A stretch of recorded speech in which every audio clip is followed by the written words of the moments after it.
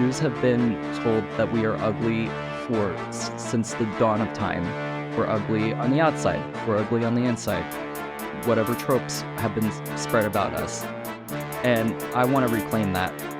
I want people to see that we all look different. We all have different interests, that we have so much rich culture, that there's so many different parts of us that make up our community. And I want people to reclaim that. I want us to reclaim our beauty, however that may be for you. Welcome back to the podcast. Thank you so much for taking time out of your day to hear me talk to some proud Jews about their personal brands. I am David Cobby, and I'm back with another amazing episode. Just want to remind everybody to please give me a rating if you haven't done so already. Give me a review of this podcast so that we can continue to grow, and I can continue to find amazing guests like my next guest. It's about to get schwitzy in here, guys, so make sure you grab your drink before we begin this podcast. My next guest today started a Jewish movement like no other. Hot Jewish energy. In the olden days, the only things that were hot and Jewish was a fresh knish out of your bubby's oven. Now, things have changed. This movement is intended to empower proud Jews like us to remain fearless and proud of our identity. Please welcome to my podcast today, the founder of Hot Jewish Energy, Michael Valdes. Michael, what's going on? How are we feeling today? First off, I just want to say thank you so much for having me on. I'm very honored to be here. I don't do too many interviews. I think this is only like my third interview that I've ever done, which is really cool. So I really appreciate you having me on. How am I doing today? I'm in grad school on top of doing all of this, so I am tired, but I feel you. We are pushing through and just trying to balance everything, but I'm very happy to be here. I love it. And you're fresh off a trip from the Dominican Republic with your mom on a volunteering trip. Why don't you, before we get into some questions, why don't you tell everybody a little bit about that trip? Because I feel like that's so awesome that you do that every year. It's really a privilege that I get to do it. My mom, she started a nonprofit organization called the International Breast Cancer Surgical Mission, and she leads a team of medical professionals to the Dominican Republic. We're trying to expand, so we may be going to other places in the future, but for now, it's just the Dominican Republic. We go every year. We give free breast cancer treatment and surgery to those who are in need of it. Either they don't have insurance or their insurance doesn't cover whatever government insurance that they have there doesn't cover their treatment, which is a problem in of itself. But I go there every year with my mom. I am not medical. I am in the performing arts, but I give my time. I volunteer. I make sure that things are running a little smoothly operationally, and inventory-wise, just making sure things are accounted for the year to come so that we have supplies to do what we do. But my mom, it's just so interesting because I get to see her do what she does. I get to see her in the operating room saving lives, and she always gets to do what she always gets to see she always gets to see what I do with performing arts, getting to see me perform. So having that opportunity to get to see her do what she does is great. That's awesome. That's awesome. I mean, listen, Michael, like, Jewish mothers, man, they're something else. Like, I know my mom, amazing. I look up to her. She's one of my role models. Like, Jewish mothers, man, like, they are something special. They're out there to do their mission, pursue their passion, and really an awesome project that your mom is working on. Like, that's phenomenal. So how long did you say she's been doing this for? I was gonna say, so she's been doing this since 2012. We had to stop for COVID for a year, and 1 year we skipped because we were trying to figuring out scheduling stuff. But she's been doing this for over 10 years.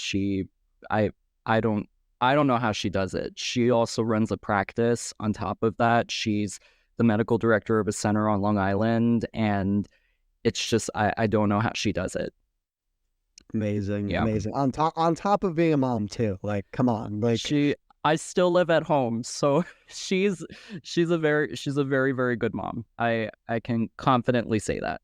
Shout out all Jewish mothers listening to this podcast, by the way. We all love you. Jewish mothers, the best. Nothing Hmm. against Jewish fathers, but Jewish mothers, It's special. just it's a special bond. But Jewish Exactly. mother and Jewish son, there's nothing like it. Yeah, I 100% agree. I feel like every Jewish boy is a mama's boy.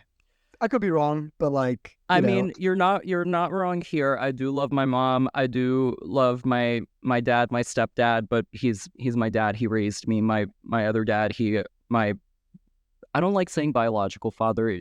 My dad that I came from, he passed. So my stepdad, he's passed recently. So my I'm so stepdad, sorry. I appreciate that. Thank you. It's been, and I'm the only child, so it's been a very weird time for me, especially with everything that's going on in the Jewish space and the Israel space and starting school. I started school a month after he passed, so it was, Wow. and he passed while I was on birthright in Israel, which I'll get into a little later. But it was, it was just like part of my mind just completely like tones out that month of my life. Like I don't know if it's like a defense mechanism or something, but parts of that month I don't remember. I really Mm-hmm. don't, because Mm-hmm. I was in such a haze. But I starting school helped. I know a lot of people grieve differently, and that's totally fine. There are like many ways of grieving. For me, what worked was being honest, be allowing me to be supported by other people. I'm a very independent person, so Mm-hmm. letting people in, which is very hard for me to do, and also keeping myself busy with things that I love. Mm-hmm. That's another part of healing too, just making sure that you're not shutting down completely. It's okay to shut down for a little bit, but you got to keep pushing, and because that person that you lost and that you miss, they wouldn't want you to put your entire life on hold for like a very long time. They want to see you happy. They want to see you succeed. And I know that my dad would have wanted me to Right. keep doing that. But back on my stepdad, he total rock star. He's been so supportive, and he's my dad. I have two dads. I'm lucky that I get to have two dads and a mom. And I think your outlook is so optimistic. I mean, thank God, like I've never had to deal with a loss of that magnitude. And I think, having this positive outlook and what you're doing with your brand and what you're doing as a person, I think, is just amazing that you continue to keep going. So really props to you for continuing to, live life, be in school while you're doing all this stuff on the side, being busy 24/7, and you're gonna keep going and keep growing. So really props to you. I appreciate that. Thank you. Of course, I of course. also I know we were talking about this before. I when people say brand, I don't know why, but it gives me like, I don't know, just this weird feeling, because it's what I do. It's so much a part of myself, and I know that's a pro and a con, because you Yep. shouldn't put so much of yourself into something that's online or something that's like an extension of you. I know that might be weird to say, but you can't put your whole heart on the table and on your sleeve or on the table, however you say it. But it's very much me. I don't consider it a brand. I just consider it honestly, I consider it my very public finsta. That's what Hmm. it's how I'm feeling, what my stance is on certain situations, being understanding, being able to hear everyone. I think it's important that we should hear what everyone has to say. Obviously, if it veers into hate speech, that's a different story. But and Right. if people are being grotesquely mean and not being nice, that's another thing. But being able to be open and hear what everyone has to say and to decipher your own opinion from it. That's how Hmm. everything should be, in my opinion, that you should hear everything and then form your own opinion. 100%. And I just want to go back Hmm. to this idea of personal brand for a Yeah. second. So obviously, like I think this is something that's very challenging for our generation. You talk about this idea of hate speech and saying things that's just like are simply true and spreading lies, whatever. But I feel like our generation doesn't know how to disagree with each other, right? Like Michael, you said you don't like the word brand, right? And listen, I love the word brand. And listen, that's okay. You're still on my podcast. You're going to talk about your personal journey or your, personal story, whatever you want to call Mhm. it. And that's okay, right? Like it's okay to disagree on what we want to call our personal journey, our personal brand, our personal story, whatever we want to call it. And I feel like that's something that's like so hard to do with our generation. And I'm sure you can attest to this more, but when people have a rational conversation and they sit down and, talk things out, I mean, for example, with the whole Israel-Palestine conflict, Mhm. right? Like you yourself have had, and I've even seen this, I think a couple of days ago, I saw, I don't know if you were like going back and forth with somebody, but um, there's just all these people that are coming onto your page and just commenting these stuff that's like, quite frankly, it's bullshit. Like people don't know how to have a conversation today, to have, a meaningful dialogue. And I think that's like something that's such missing from our generation, because it's such an important skill to have, right? Because quite frankly, not everybody's going to agree with each other, right? Everybody, two Jews, three opinions, right? Kind of that same logic.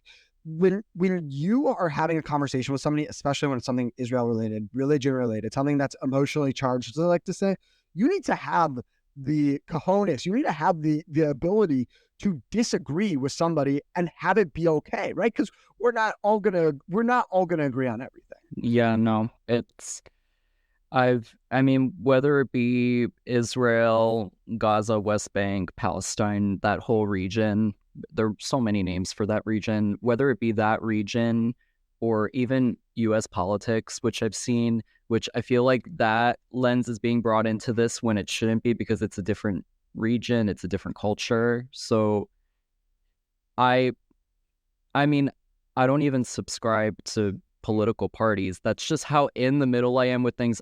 I don't like the Republican Party. I don't like the Democratic Party. I think that Agreed.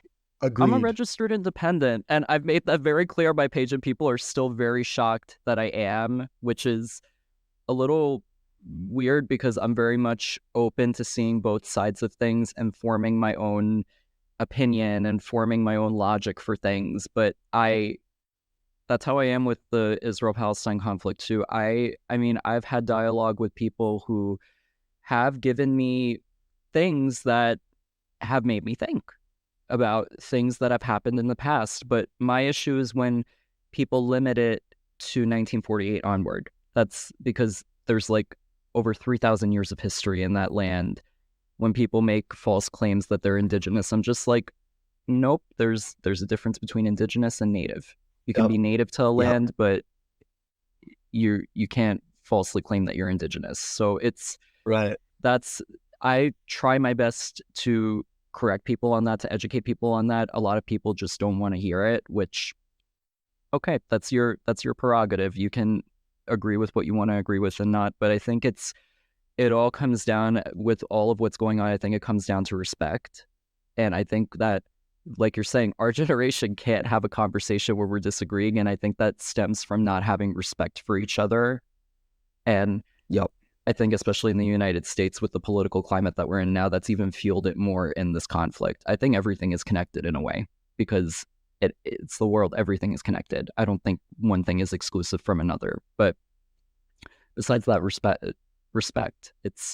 I try and give as much respect as I can. When someone isn't showing me respect, that's a different story. Then you're not going to get respect from me. I'm not going to call you names, but I'm going to politely disengage from the conversation, because if you're not going to show me the same respect that I'm going to show you, then there's no point in having a conversation.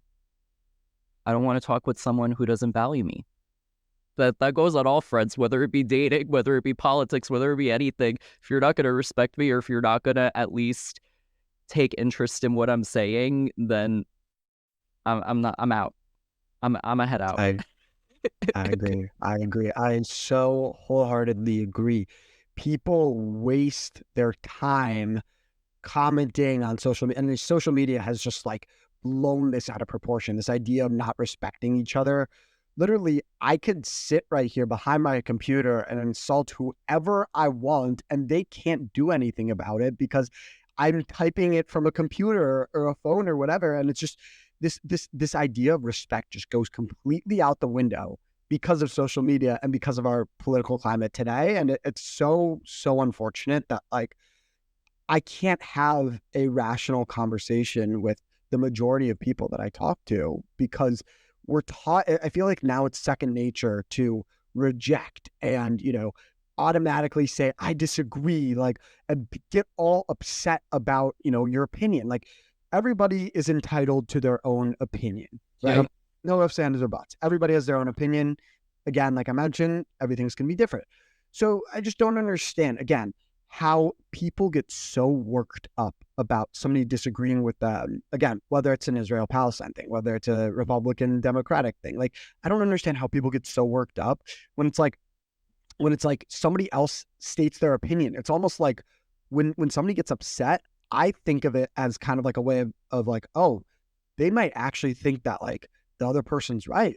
Like if there's somebody that's getting so defensive about their opinion, chances are it comes from a place of like insecurity and not being able to like really back up your opinion with facts. When I hear someone trying to argue with points from Al Jazeera, I'm just like, oh God. I'm like, I mean, I'm gonna be honest. I haven't really talked about. I haven't talked about this at all. I haven't even talked about it on my page or anything. I've talked about it with people privately. But next semester, I'm actually taking it's called Palestine, Israel, Power and Me. I think that's what the class is called, and it is being taught by the head of the entire digital platform for Al Jazeera Plus. It's on my campus. It's an online course and I'm taking it. And I'm trying to go into that with as open of a mind as I can. If this teacher's pulling up Al Jazeera articles, I mean, he probably will because he's the head of the digital the all digital thing for Al Jazeera. I'm going to be like, this is Qatari funded state media. You cannot, you have to, if you're going to show this, you got to show everything.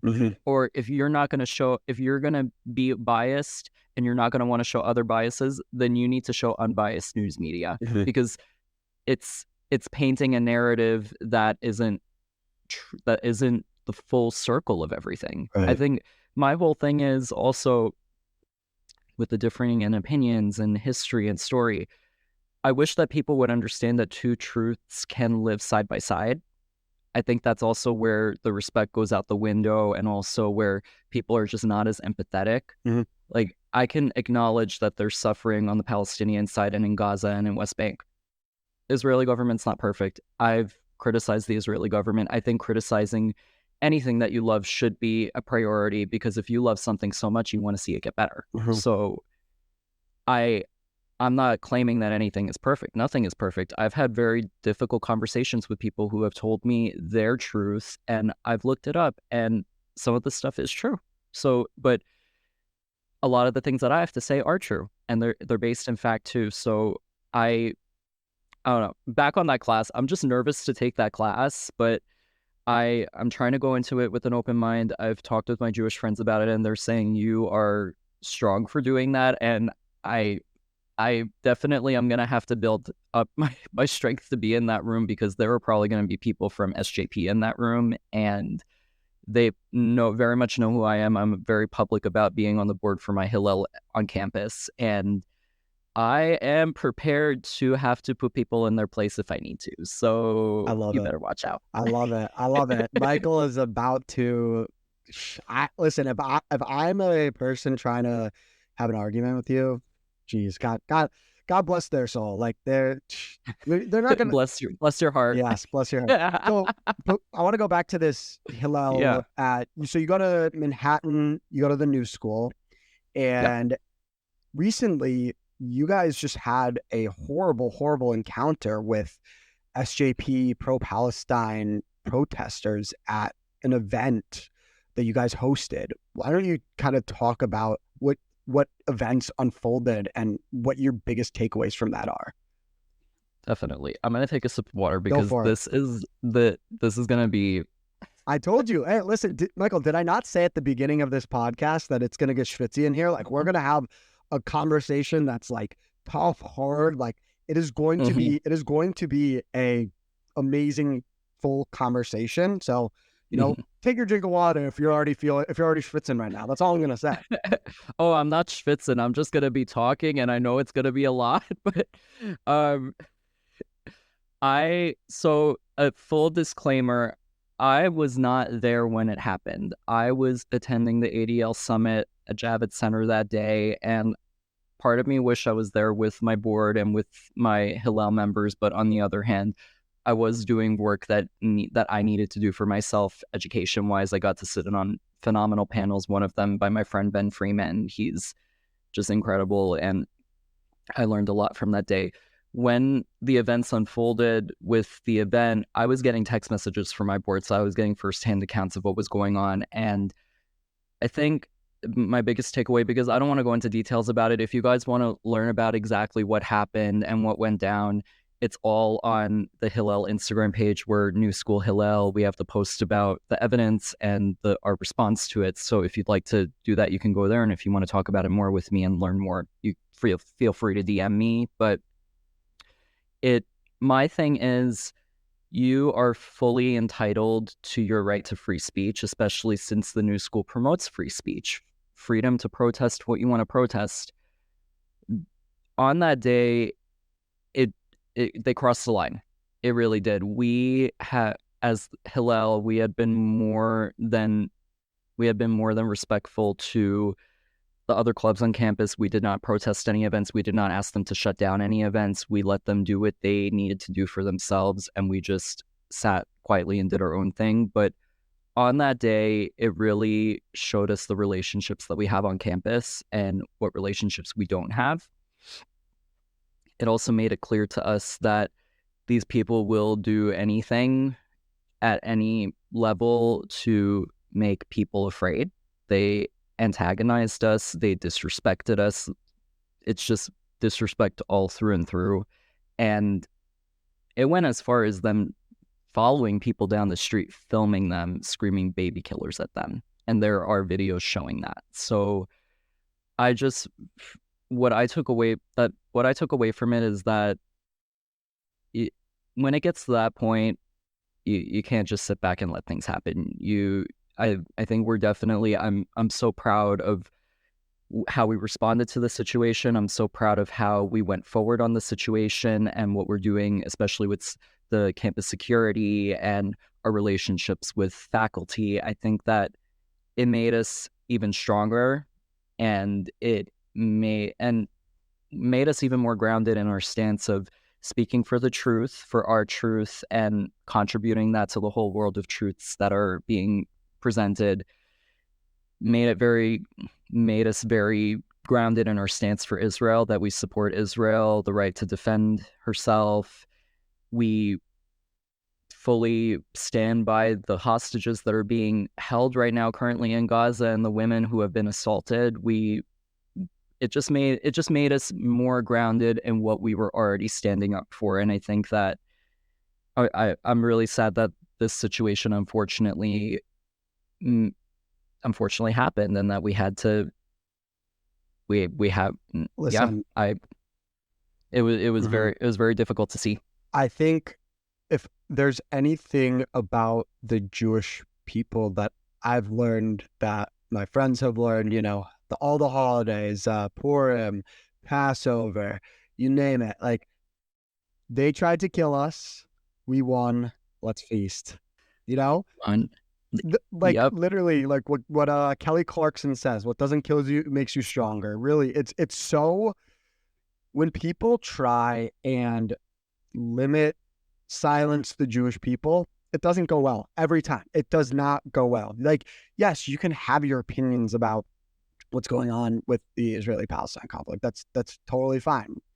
However, you got to realize, like, come on, man, like, the Jewish people are a very strong, thriving religion.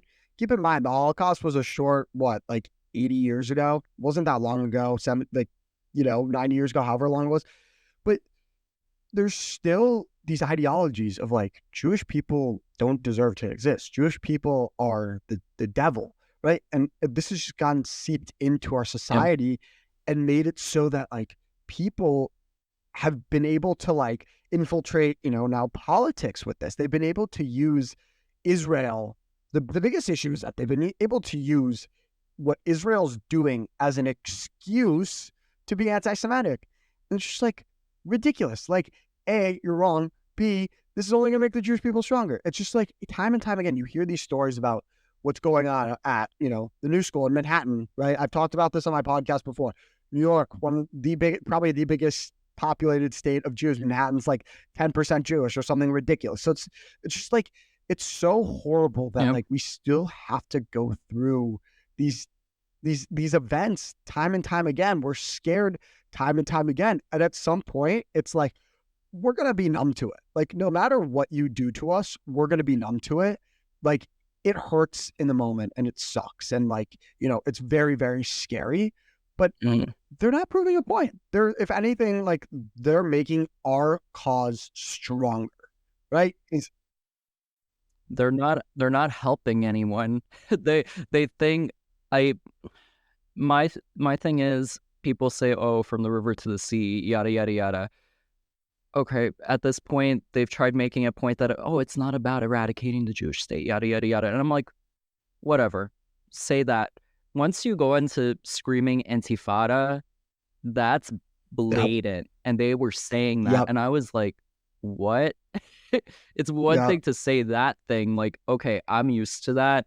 You guys are trying to make a point of it. Whatever. I don't agree with it, but whatever. It's a call for genocide, in my opinion. But intifada is even more of a direct call. And they were claiming that. They were banging on the doors. They were banging on the walls when the room had to be changed 3 times. It was crazy.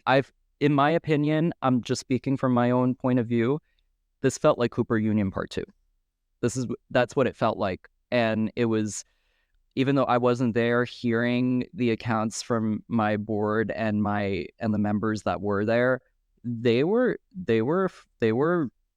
feeling antagonized. They were afraid for their safety. And it was, I don't think any group on campus, no matter what your opinion is, I do not think anyone should be made to feel that way. It all goes down to respect. And respect was thrown out the window that day. And there was actually another incident that happened on campus after this, not in regards to our Hillel, but with the SJP chapter. They were scheduled to have an event on Monday, I believe, of this week.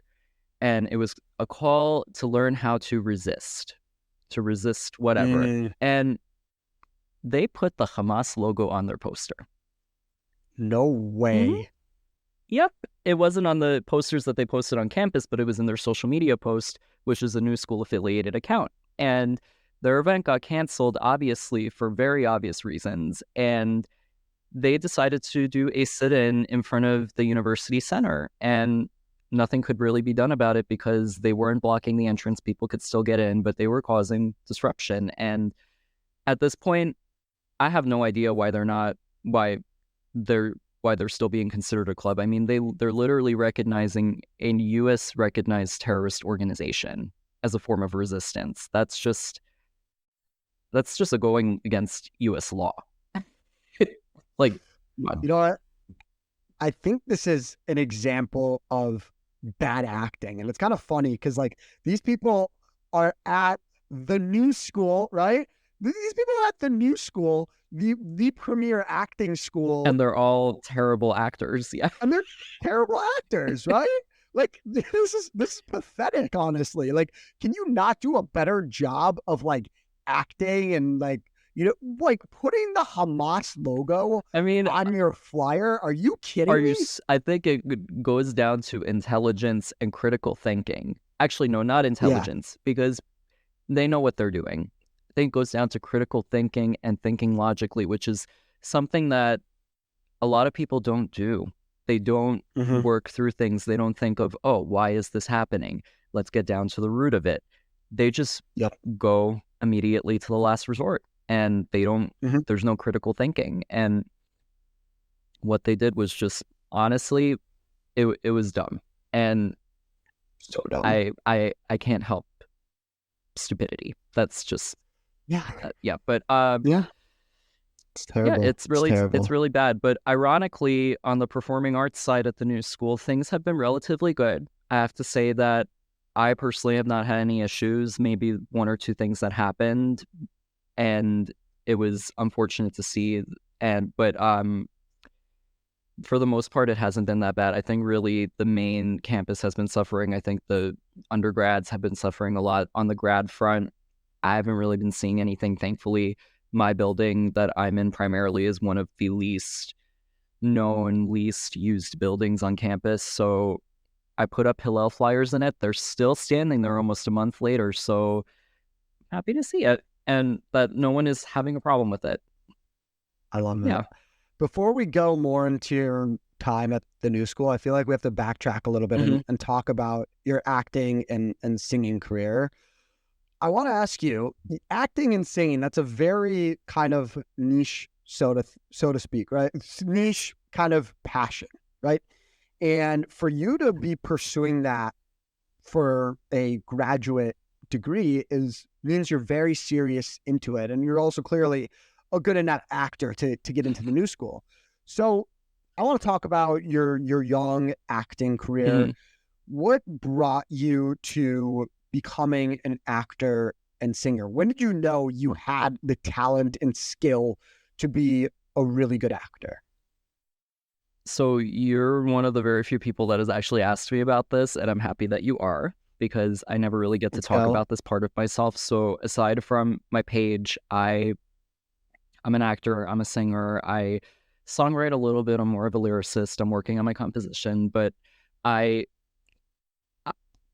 guess I wouldn't say where I knew I had the talent, I'd say where I knew where I belong, because I've always been, through growing up, I went to yeshiva for 9 years, so from pre-K all the way to like 8th grade, and then I went to public school for high school. I always knew that music was a big part of my life. I loved singing. I've been singing since I was, oh my gosh, 6 or 7. I've loved singing. Love it. And the first musical that I was in was Wizard of Oz. It was at my yeshiva on Long Island, and I didn't get any big part. I was like ensemble, which ensemble's important. They carry the show. And at that point, I realized, wow, I really like this. And I didn't necessarily have that feeling of belonging, because yeshivas, I would love to say that they're very, very much invested in the arts, but they're not. I wish that would change. But I did the musicals in school. I did a play in my middle school because I had to change. And ironically, we couldn't do musicals because the girls couldn't sing in front of the boys because they were past bat mitzvah. So the only thing that you could really do was be part of the yeshiva men's choir in high school, which did not appeal to me. I wish I endeavored in it. Part of me wants to, but I changed schools. I went to public school because I wanted more opportunities with music and the arts, and I have to say that really helped a lot. I got to do a lot of the musicals. I got to do all of the musicals in school. I got to do some of the plays, and I think, I don't know when it was. I think it was maybe like freshman or sophomore year that I never really felt like I belonged, because I never fit in with the cool kids or the popular kids. I was always the one being bullied, which, yeah, that it happens. But I think I felt where I belonged, and I knew that this is what I wanted to do when I realized that I wasn't happy in any other place that I was. I didn't really fit in with the science kids. I didn't really fit in with the sports kids. I do not do sports. I can appreciate sports, but I don't do sports. And in the arts building, in the arts department in my school, performing arts, singing, it was like I finally found the hole that my peg was supposed to go into. I finally found the circle hole for the circle peg, and I invested myself. I did New York State NISMA. For people who've done NISMA, yes, I've done NISMA too, and it's great. I got to do some really amazing things with that, and being in a room with really great voice teachers. My first voice teacher, Luz, Steven, Victoria, Jason. Really great people who have shaped my voice into the place where it is now. I have to say that I haven't sang as much recently, but when I was in training, when I was in full training for singing, I owe it to them that they've made me into the performer that I am. And just, I think it's also having very supportive people around you. I'm lucky to say that I have a very supportive family. My mom did not think twice about it. She didn't try and persuade me to do anything else. I told her I wanted to be a singer, an actor, I wanted to be in the arts, and she embraced it. And in a Persian Jewish household with a mom that's in medicine, that is very unheard of, especially since my mom's a physician, my dad's a physician too. My other dad who passed, he was a chemist, so very much science, medical field. And saying that I wanted to go into the arts, I don't think I was ever nervous that they would not support it. I think I was just nervous that I if I have to summarize my whole experience in the arts and my continuing experience, I'd say that support is a big thing. No matter where that support comes from, you need to have a support system, especially if you're getting told no so many times, which happens to everyone. You need to have support, because if you don't have that support, there are going to be moments where you're like, I don't really know if I want to do this anymore. And I've had those moments. And recently it's just been, especially with going back into grad school, I'm trying to find my love for the arts again, if that makes sense. I kind of lost it. When I started my page online and when I started being more vocal about that part of myself and my identity, I kind of lost that. I kind of lost that arts part of myself and that performing part of myself and my love for performing. And because also time just took up and I didn't really have as much time to do other things that I used to enjoy. And I'm happy to say now that I found a way to merge the arts and the performing part of myself with the Jewish part of myself. For a while, I noticed that within the industry, whether it be Broadway or TV or film, there's just not very good representation of Jewish people, in my opinion. I don't see a diverse representation.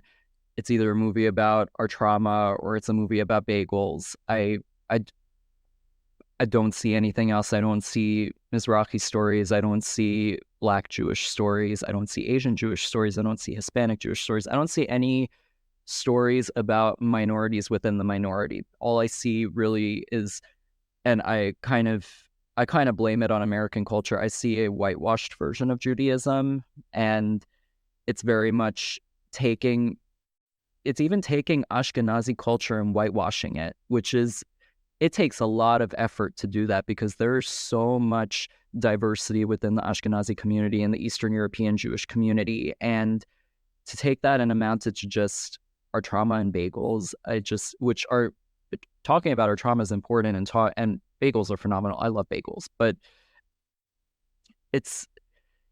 there's got to be more to it. And I see other communities, they're finally getting that diversity within their own community and stories are being produced and released. I really want to see that with our community. So I want to be able to see myself on the screen. I've never seen a Hispanic, Middle Eastern, queer, Jewish person on screen. And I want to see that in my lifetime. So that's the more of the long-term goal. That's kind of in the direction that I'm going with combining those two parts of myself. And I'm hoping I can get in the right rooms and speak to the right people and get shit done, because I want to make sure that other people can see themselves too. Michael, I 1,000% agree with you. I think I come from a background that my mother, Ashkenazi, my father grew up in a Sephardic household. His grandparents are from Syria and Lebanon. So my entire life, Shabbat was Sephardic, right? Going to school was Ashkenaz. So I had these two kind of like Sephardim and Ashkenazi. Yeah, we're both Jewish, but I think you can attest to this. Very, very different people. Very, very different. Like my Sephardic grandmother will literally harass me I think all Jewish grandmothers do this, but like I think especially Sephardim. My Jewish grandmother, who I love, by the way, shout out Saucy, she will harass me to make sure that I eat food every time I come over to her apartment. Like every time. I'm like, she's like, "Are you hungry?" I'm like, "No." "Are you hungry?" "No." Finally, after the Yeah. fifth time, I'm like, "You know what? I'm hungry. Fine, give me some food." Like, there's such a difference between Sephardic culture, Mizrahi culture, and Ashkenaz culture, and I 100% agree with you. It's been whitewashed, right?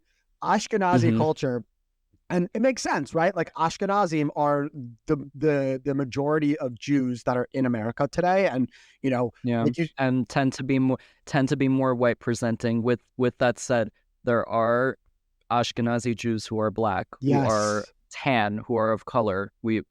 I think people don't realize that, which because most of the Ashkenazi population in the United States is white presenting, which keep going. no, no, Sorry. no.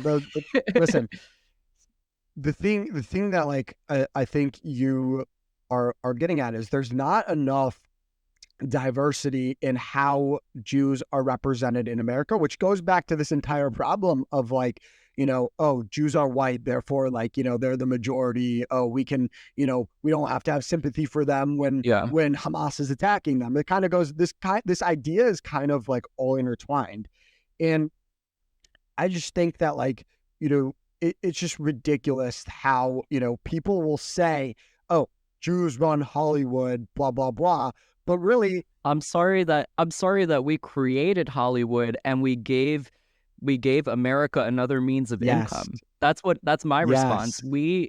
We built Hollywood from the ground up. We built Broadway from the ground up, and now people are patronizing us for it Yes. because we took something that was worthless at the time. Nobody wanted it. They considered it as dirty as sex work, which, by the way, I'm not saying sex work is dirty. You do you make the money how you need to make the money, but they would consider it as dirty as being a sex worker. And now people want to be in Hollywood. People want to be on Broadway. People want that. People want that experience and want to build up their careers. And now, because Jewish people created it and they want to be present in an industry that they created, they're the bad guys now. Like it doesn't make makes sense. it makes zero sense. It is, oh God, it is. And it's not just a problem in the United States, it's around the world. People don't even realize that now, currently, I just heard about this, more than half of the population in Israel is of color. Wow. And people have the nerve to say that it is a white settler colony. Oh God. Most of the population's not white. How can you settle and colonize something that was yours to begin with? Exactly. We're willing to share, but it was ours to begin with. Exactly. You have to acknowledge that. So, Exactly. Also, mhm, when again, we're going on a little bit of a tangent here, but I the know. idea, hold on, the idea of Israel being an apartheid state is quite frankly insulting. I talked about this I had a couple episodes ago. I had one of my teachers from Alexander Muss High School on my podcast. And I was talking about how the first time I ever visited a mosque was in Israel, right? We live in America, right, where there's a very large Muslim population, and I Mhm. never been to a mosque, but the first time I went to a mosque was in Israel, and people don't realize like there are Muslims living in Israel, there are Christians living in Israel, there are African Americans living in Israel, there are all these diverse groups of people that are living in Israel. Mhm. So I still don't understand why you're calling it an apartheid state. Like everybody there has the same and equal rights for the most part. Again, Mhm. there's a lot of issues We- with the West Bank. yes, the That's West Bank. that's my The yeah. West Bank is a challenge, but also for non-religious people and for people that identify as queer, like it's a pain in the butt to get married. But that's a whole separate issue. And So yeah, you're probably actually. Why don't you talk about that? okay, so anti-Zionists and people who don't like Israel love making the argument that Israel does not support gay marriage. So I want to debunk that quickly. I know probably some people know it, know the reasoning. So just like any other country, marriage doesn't work the same in every Mm-hmm. country. So here in the United States, you have a religious marriage if you want that, if that applies to you, and you have a government under the country. So you have to get a marriage license. In Israel, that's not how it works. So in Israel, marriage is only done through the religious groups or organizations or whatever that may be. And unfortunately, most, if not all, religious organizations do not recognize or support queer gay marriage. So that's a given. So the way that Israel kind of works their way around that. So if you are a queer couple and you get married in another country that recognizes gay marriage, so the way that Israel kind of goes around that specificity. So if a queer or gay couple, or however you identify, if you get married in another country and that marriage is recognized, if you go back to Israel, you're given full rights. You're given benefits actually from the government. They recognize you as a civil union, and it's recognized. If anything, Israel embraces queer and gay marriage more than any other country in the world, I think, in my opinion. They post-war starting, post-October 7th, they actually passed into law that queer couples, if one of them is actively serving in the IDF or has served, that and they pass in battle, if they die in battle, the spouse gets benefits. That was never a thing before, and they passed that right after October 7th happened. They just passed a law now where any female identifying lesbian couple, if both are female identifying, they both have to be put on the birth certificate of their kid. It's not just one mother, but both mothers have to be put. What other country is doing that, especially when they're in the middle of the war? So, and people have the nerve to say that they're pinkwashing when they host the biggest pride parade, one of the biggest pride parades in the world, the only pride parade in the Middle East. They host two of them. They have one in Tel Aviv and they have one in Beersheba. And they have proven themselves to be a beacon of hope and safety for queer people around the world. They've even taken in Palestinian queer people who have been oppressed under whatever government they're under, wherever they are, specifically if you're in Gaza and you're under Hamas. They've taken them in through asylum and they've given them full rights. There was just a situation where a queer Palestinian man was taken into Israel. He was given full citizenship. Hamas affiliates actually came into Israel, kidnapped him, brought him back to Gaza, and beheaded him. And when people tell me that Israel's pinkwashing, I'm like, the math isn't mathing. It's no. People just like to throw shit around and hope it sticks. And it's like, come on, like really? Oh man, it's very, very frustrating. And I think this is one of the first times that I've had a guest on here that we've had, a critical, really like, with all my guests, like we obviously talk about Israel, but I feel like this has been the time where like I've had, we've both been critical of Israel a little bit, and that's okay. I think what Michael said at the beginning was really powerful, was if you love something so much, you're going to criticize it so it could become better, right? Mm-hmm. That's the only way we get better as humans, countries get better, which is why Israel is a democracy, right? We want it to be, hold on, you have something to say? No, I'm just agreeing with you. I'm like, oh, okay, yeah. Okay. Yeah. Like, yes, we could film a whole podcast on the government, but we're not going to go into it. But anyway, Israel is a country that deserves to exist, that deserves to, be a homeland for the Jewish people, be a homeland for the Muslim people, be a homeland for Christian people, with peace. Yeah. With peace. At the end of the day, if there's peace, I don't care, right? I want there to be peace. And I want everybody to reap the benefits of Israel because it is such a beautiful, beautiful land. And I think you ever have the opportunity to go, right? Like you were on Birthright. I've been 3 times. 3 times. 3 times. Wow. What was your favorite trip that you went on? Well, Birthright. So Birthright, yeah. Obvious answer. So before then, my grandfather on my mom's side, he had spent time in Israel when he left Iran after the revolution, and he loved Israel. He loved Israel so much, and he always wanted to be buried there. So my family, when he passed oh my gosh, it's been like 2009. Yeah, it's been like it's been 15 years. Almost 15 years. Wow.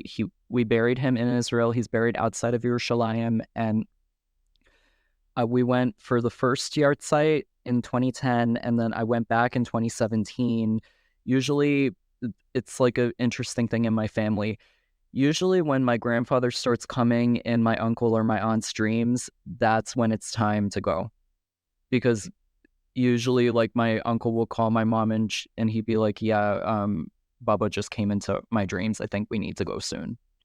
It's like it's a very interesting phenomena. So I definitely believe in an afterlife. But w- the first two times I went, I was younger. I truly don't think I appreciated Israel as much as I do now. I didn't take advantage of being there as much. And when I went July of last year on my birthright trip, I got to see more parts of Israel that I'd never seen before. I'd never really been in the north. I'd never really been in the south, and I I was very, very lucky to have an amazing group. I still talk with people from my group. I love my group members. They're really great people, and I've hung out with them multiple times.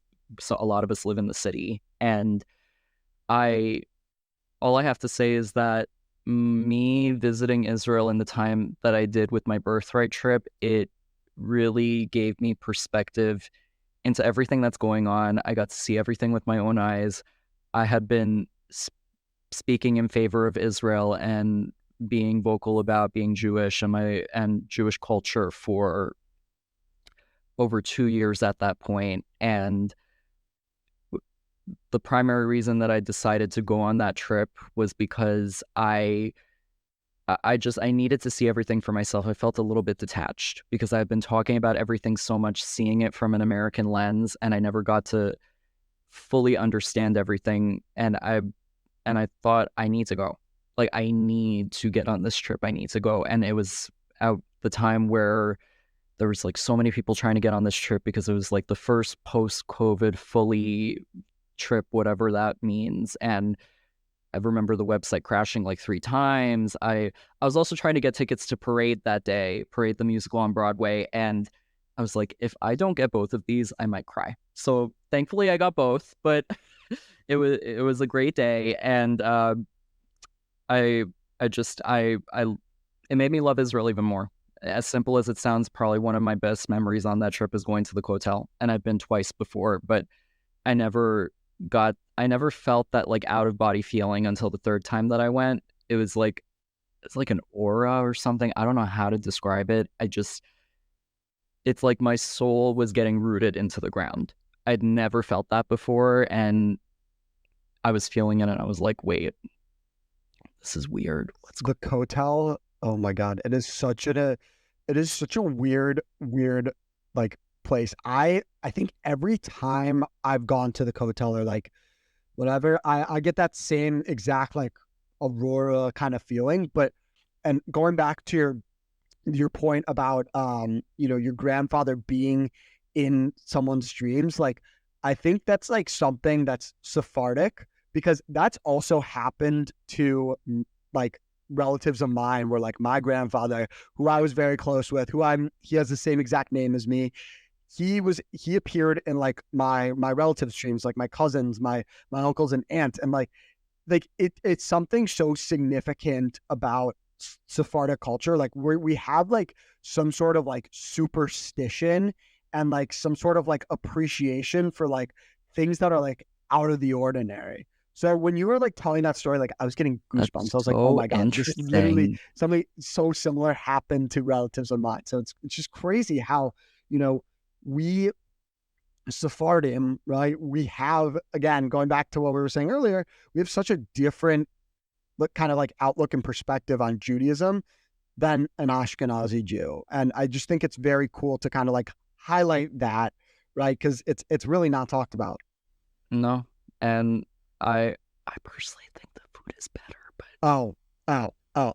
don't quote me on that. I can appreciate some Ashkenazi food, but savor wise and like flavor wise, there's just like more profile in Yep. Sephardi food. Like when my mom makes chloreshed, Oh she yeah. makes chloreshed. When I have kebab, I have kebab, Oh my and it's yeah. uh, I shouldn't say kebab, it's kabab if we're gonna be If we're Persian gonna be, about it. If we're gonna be a little bit spicy about it, but yes. I just eat, I just love our traditions. I mean, Michael, you shouldn't be scared to say that Sephardic food is better than Ashkenazi food. Like I'm dying on that hill. Like my grandmother is the best cook I've ever had in my life. Like no question about it. Like Sephardi food is better than Ashkenazi food. Like if you want to stop listening to the podcast because I said that, so be it. Like I don't care. Like I love Sephardic food. No But hate, no no hate, hate, no no hate. hate. I No, I'm appreciate just things. I just it's my own it's our own personal opinion and our own personal experience, which exactly. is okay. Exactly. Exactly. No. Mm. And so we really haven't even gotten to the essence of this interview yet. But listen, like we we got, we got some time. So I want to talk about your social media account, Hot Jewish Energy, right? And I think we've done a very good job of kind of setting this up where we've gone through your career as an actor, your Jewish identity, right? Now, let's talk about how that translates into Hot Jewish Energy. So, what gave you the idea to start Hot Jewish Energy? And where did you see that there was like a need for this in the kind of social media landscape marketplace? I so I never intentionally decided to go into what I'm doing. I when May 2021, when the war erupted in the Israel, Gaza, West Bank, Palestine region, I'd never really thought about what was going on there. I kind of knew there was a war going on, but it was like in the back of my head. I didn't realize how uh, present it was in our own culture here in the United States. So I, when the war erupted, a lot of people coined this as the Instifada, where a lot of Jewish people came on and decided to be more vocal. I posted a very vulnerable video on my TikTok. I originally started on TikTok, and I had put up a poll on my own personal Instagram saying, how is everyone feeling? Because the anti-Semitism rate was going up. It had been going up for a long time, but now is at an all-time high. And I remember one person, I cannot remember who it was, but they replied to it. Obviously, if I reposted it, it was anonymous, but I knew who it was, and they said that they were afraid to express their Jewishness in public spaces, and I don't know what got me in that. I got so upset. I took a more satirical approach to it. That's what I wasn't really seeing online. I was seeing a lot of education, a lot of infographics, a lot of people just getting down to the information. I wasn't seeing more of a satirical approach to it. So I started out with just videos using popular audio on TikTok. Those were getting a bunch of attention, a lot of engagement, a lot of people learning, which was the main goal. I wanted people to see and learn and to feel seen too. And I soon realized that TikTok was just not for me.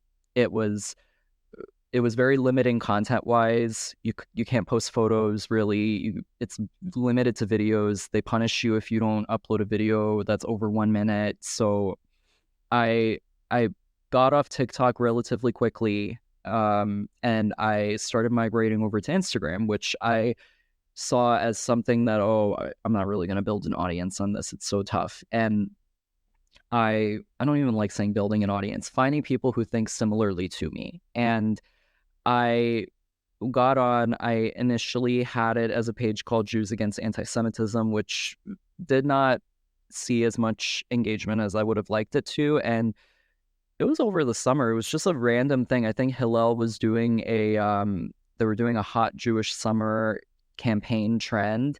And I was like, this is cool. And then I personally, I love Megan Thee Stallion. I really enjoy her music. I enjoy her flow. She's also mad respect to her for continuing with college and graduating. That's just something that I haven't seen, especially when you get to that level of fame. And she had her hot girl shit, hot girl brand, and I was like, what if we made it Jewish? So I took those two and I kind of combined it and I made Hot Jewish Energy. I thought I was being a little silly. I didn't really think anything of it. I was like, it's just going to be funny. It's going to be fun. I don't want it to be anything too serious. And it started growing from there. I initially started off with infographics, just being very information driven. And then around February of 2022, February of 2022, I started getting into memes, which is a sphere that has already been explored. If I was going to name one person who really inspires me meme-wise, it's Neurotic Jewish Gay. She is phenomenal. She is a friend of mine. I hang out with her regularly. We talk, and she's just incredible. Amelia, hi. And she really keeps me on my toes because she is very much the meme master. I wish I could call myself the meme master, but I am not. So fine. I can acknowledge that I am a little funny. Now, thinking about why I started it and the journey through it, it's been, oh my God, it's been almost 3 years since I've started being more vocal about this part of myself. And it feels longer, but I want people to feel proud of their identity, no matter what your identity is, as long as it's not hurting anyone and you're not doing harm onto anyone. I want you to feel proud of your identity. And at least for me, I want people to see that multiple identities can coexist. You can embrace your queerness. You can embrace your Jewishness. You can be observant and be queer, which is something was so taboo. Now, thankfully, there's kind of this movement of people being more public about that, which I love. And I think that it's really important for people to see that you can have all of these parts of yourself coexist, and that beauty is, as much as people are like, oh, being hot is like appearance, it's also within too. People don't realize that it's not just about being hot appearance-wise. It's about who you are on the inside, what your values are, what you stand up for, and just it's everything. Jews have been told that we are ugly since the dawn of time. We're ugly on the outside. We're ugly on the inside. Whatever tropes have been spread about us. And I want to reclaim that. I want people to see that we all look different. We all have different interests, that we have so much rich culture, that there's so many different parts of us that make up our community. And I want people to reclaim that. I want us to reclaim our beauty, however that may be for you. That's a great message. And going back to the appearance thing, like, I just want to say, I love my big nose. Confession. I love my big nose. Like, I love my big nose too. There we go. We love our big noses. Like, you can make fun of us for having big noses, but like, hey, we love our big noses. Sorry. I just want to be a little dirty. I just want to be a little dirty. Cardi B said, I'm going to swipe that nose like a credit card. If you have a big nose, that is an asset. Asset. Be proud of it. Do not get that nose job. I love it. I love it. So, Michael, unfortunately, we got to wrap up here. Awesome, amazing, fantastic episode. Where can people find you across social media? Okay. So Instagram, TikTok, X/Twitter, if we're going to still call it that. You can find me at Hot Jewish Energy and at Michael T. Valdes with an S at the end. I also have my podcast, the Hot Jewish Podcast. Season 2 is on the way. Let's go. You can find that on Instagram, TikTok. I'm also on YouTube. I'm on Podbean. So it's hotjewishpodcast.podbean.com. I also have the relaunch of my merchandising coming out soon at Hot Jewish Shop on Instagram, and my website, michaeltvaldes with an S.com. So that's me. I love it. Entrepreneur right here, promoting branding. That's branding. That's branding. Now you say You do admit to him. Michael, again, thank you so much for coming on the podcast. Make sure you go follow him. I will say, Michael, I DM'd him on Instagram saying like, hey, thank you for following my show. Like, love what you're I doing. found you through Harley. Harley Stein. Shout out. Harley's a friend of mine. Yes. Yeah. Shout out Harley Stein, by the way. Another amazing episode 4. Go listen to that if you want a good laugh. But seriously, he's an approachable guy. If you have any questions about what he said on this podcast, DM me. DM him. Like, email me. Exactly. He's amazing guy, good resource. Again, make sure, in addition to following Michael, make sure you're following Schmoozing Time on Instagram, TikTok, Facebook. Don't have the social media platforms that Michael does yet, but hopefully we'll get there. So, and thank you again, everyone, for tuning in. Until next time, keep schmoozing.